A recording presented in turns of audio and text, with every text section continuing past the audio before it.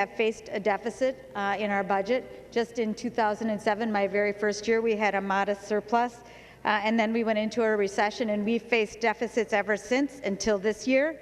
And as a result of that, we've done a significant amount of cutting, and not just in health and human services, but in things like LGA and certainly in education, and especially in services to children. You know, we have cut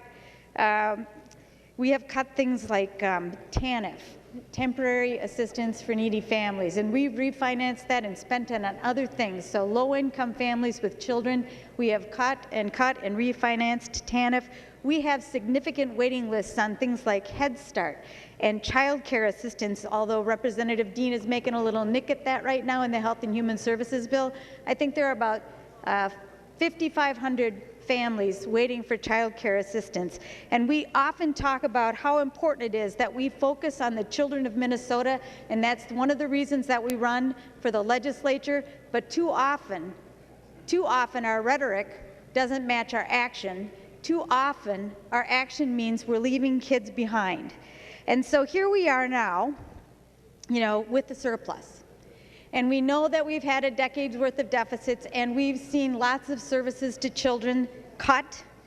We've not funded our schools adequately. In addition to the school shift that we, rendered on our schools, we know that, in fact, in today's dollars, our schools are 24% below the per-pupil funding of 2003. So we're not yet caught up. Even though we did an ambitious education budget in the last biennium and we paid back our schools, we're still not caught up. And we know about that because every time we get to this point and we talk about funding our schools, we hear from our school districts who are concerned that if we're not able to do enough on the formula, that they're going to have to lay off teachers. And we're starting to hear that again, but it's not new because even before we got to this point, we know that there are some school districts that are already preparing to lay off teachers.